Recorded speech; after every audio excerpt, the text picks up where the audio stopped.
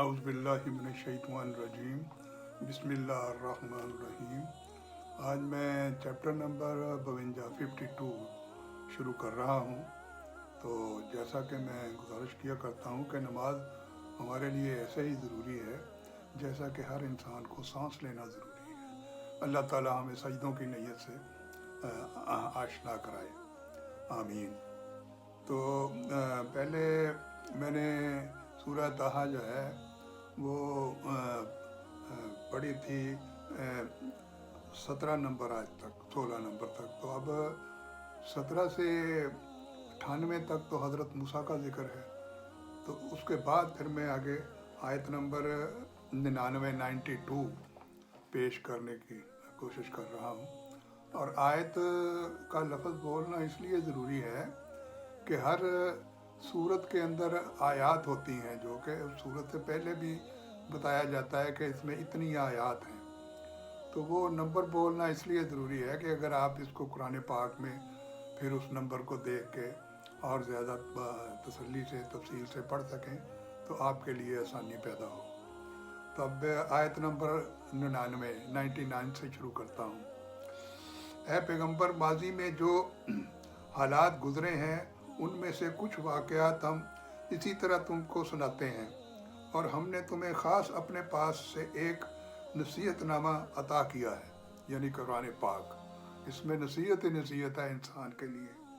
تفسیر: حضرت موسیٰ علیہ السلام کا واقعہ تفصیل کے ساتھ بیان فرمانے کے بعد اس آیت میں یہ بھی بتایا جا رہا ہے کہ حضرت صلی اللہ علیہ وسلم کی زبان مبارک پر اس جیسے واقعات کا جاری ہونا، جبکہ آپ امی ہیں اور آپ کے پاس ان معلومات کے حصول کا کوئی ذریعہ نہیں ہے، اس بات کی واضح دلیل ہے کہ آپ اللہ تعالیٰ کے سچے رسول ہیں، اور جو آیات آپ صلی اللہ علیہ وسلم تلاوت کر رہے ہیں وہ اللہ تعالیٰ کی نازل فرمائی ہوئی ہیں۔ تو آیت نمبر 100، جو لوگ اس سے منہ موڑیں گے تو وہ قیامت کے دن بڑا بھاری بوجھ لادے ہوں گے۔ آیت نمبر 101، جس کے عذاب میں وہ ہمیشہ رہیں گے اور قیامت کے دن ان کے لیے یہ بدترین بوجھ ہوگا۔ تو آیت نمبر 102، اس طرح جس دن سور پھونکا جائے گا اور اس دن ہم سارے مجرموں کو گھیر کر اس طرح جمع کریں گے کہ وہ نیلے پڑے ہوں گے۔ تو آیت نمبر 103، آپس میں سرگوشیاں کر رہے ہوں گے کہ تم قبروں میں یا دنیا میں 10 دن سے زیادہ نہیں ٹھہرے ہوگے۔ تو اس کے بعد پھر تفسیر اس کی ایسی ہے کہ قیامت کے دن ان کے لیے اتنا ہولناک ہوگا کہ وہ دنیا کی ساری زندگی کو ایسا سمجھیں گے جیسے وہ 10 دن کی بات ہے۔ آیت نمبر 104، جس بارے میں وہ باتیں کریں گے اس کی حقیقت ہمیں خوب معلوم ہے، جبکہ ان میں سے جس کا طریقہ سب سے بہتر ہوگا وہ کہے گا کہ تم 1 دن یا زیادہ نہیں ٹھہرے۔ تفسیر: یعنی جس شخص کو زیادہ سمجھدار سمجھا جاتا تھا وہ کہے گا کہ ہمارے دنیا میں قیام کی مدت یا قبروں میں رہنے کی مدت صرف 1 ہی دن تھی۔ تو آیت نمبر 105، اور جو لوگ تم سے پہاڑوں کے بارے میں پوچھتے ہیں کہ قیامت میں ان کا کیا بنے گا، تو جواب میں آپ صلی اللہ علیہ وسلم کہہ دیجئے کہ میرا پروردگار ان کو دھول کی طرح اڑا دے گا۔ تفسیر اس کی یہ ہے کہ واقعات قیامت کے سلسلہ میں جب آپ صلی اللہ علیہ وسلم ان کو بتاتے ہیں تو وہ روز محشر زمین ایک صاف اور ہموار نقشہ پیش کرے گی۔ تو یہ سوال کرتے ہیں لوگ کہ اتنے بڑے بڑے پہاڑ کیا بنے گا ان کا، وہ کہاں چلے جائیں گے؟ تو آپ صلی اللہ علیہ وسلم ان کو بتاتے ہیں کہ یہ ریزہ ریزہ ہو کر بکھر جائیں گے۔ آیت نمبر 106، اللہ سبحانہ تعالیٰ زمین کو ایسا چٹیل میدان بنا کر چھوڑ دے گا۔ آیت نمبر 107، اور اس میں تمہیں نہ کوئی بل نظر آئے گا نہ کوئی ابھار۔ تو زمین بالکل ہر چیز برابر ہو جائے گی، چٹیل میدان۔ آیت نمبر 108، اس دن سب کے سب منادی کے پیچھے اس طرح چلے آئیں گے کہ اس کے سامنے کوئی ٹیڑھ نہیں دکھا سکیں گے، اور خدائے رحمان کے آگے तमाम आवाज़ें दब कर रह जाएंगी, चुनाचे पाँव की ससराहट के सिवा कुछ सुनाई नहीं देगा। तो इसकी तफसीर ये है कि तमाम इंसानों को जब इकट्ठा होने के लिए पुकारा जाएगा तो हर कोई उस पुकार पर लब्बैक कहेगा। किसी के लिए मुमकिन नहीं होगा कि उसका हुक्म नज़रअंदाज करके इधर उधर हो जाए।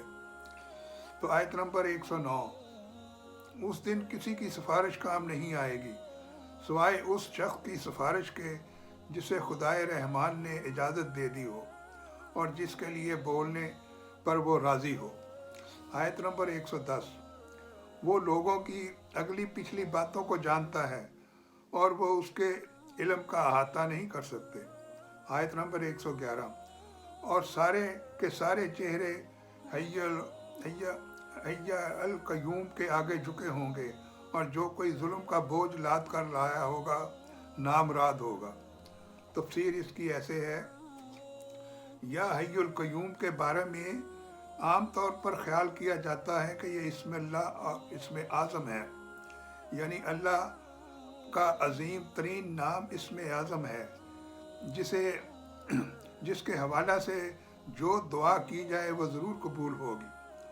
आयत नंबर 112, और जिसने नेक अमल किए होंगे जबकि वो मोमिन भी हो तो उसे ना किसी ज़्यादती का अंदेशा होगा और किसी हक तलफी का भी नहीं अंदेशा होगा।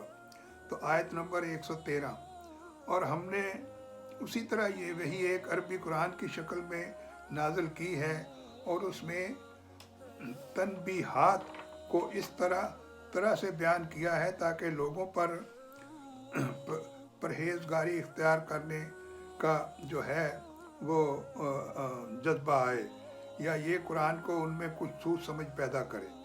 तफसीर इसकी ये है, हो सकता है कि कुरान की तासीर से उनके अंदर कोई नई मशीयत सोच बयान या ईमान का जज्बा पैदा हो जाए। तो आयत नंबर 114, ऐसी ही ऊंची शान है अल्लाह की जो सल्तनत का हकीकी मालिक है। और ऐ पैगंबर, जब कुरान वही के ज़रिए नाज़िल हो रहा हो तो उसके मुकम्मल होने से पहले कुरान पढ़ने में जल्दी ना किया करो और ये दुआ करते रहा करो कि मेरे परवरदिगार मुझे इल्म में और तरक्की अता फरमा। ये इंसानों के लिए भी एक सबक है, दुआ है ये। और तफसीर इसकी ये है कि जब हज़रत जिब्राईल अलैहिस्सलाम कुरान करीम की आयत वही के ज़रिए हज़रत सल्लल्लाहु अलैहि वसल्लम नाज़िल करते और आप इस डर से कि कहीं भूल न जाएं साथ साथ उन आयतों को दोहराते रहते थे, जिससे ज़ाहिर है कि आपको सख्त मशक्क़त होती थी। इस आयत में आपसे फरमाया गया है कि आपको ये मेहनत उठाने की ज़रूरत नहीं है, अल्लाह ताला ख़ुद ही कुरान करीम को आपके सीने मुबारक में महफूज फरमा देगा।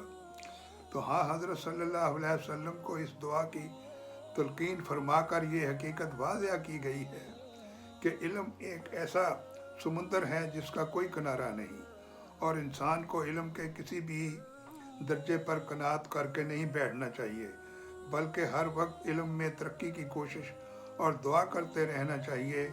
इस दुआ में याददाश्त की कुव्वत की दुआ भी शामिल है और मालूमात की ज़्यादती और उनकी सही समझ की भी सारी चीज़ें शामिल हैं। तो ये मैं चैप्टर यहीं पे ख़त्म करता हूँ। तो मेरी यही गुजारिश है कि इस जो भी मैं चैप्टर पेश करूँ इसको सुना ज़रूर करें। ये कुरान पाक है, हम सब के लिए चले हम अरबी ज़ुबान पढ़ते तो हैं लेकिन हमें समझ नहीं आती, इसीलिए मैंने ये तर्जमे का सिलसिला शुरू किया है और आयतों के बाकायदा हवाला दे के सूरत का नाम बता के, ताकि आपको ये समझने में भी आसानी रहे। आप जब कुरान पाक खोलें तो सूरतों की ये आयत देख के वहाँ भी उसका तर्जमा देख सकें। इनको सुना ज़रूर करें। अल्लाह ताला आपका हामी और नासिर हो। अल्लाह हाफ़िज़।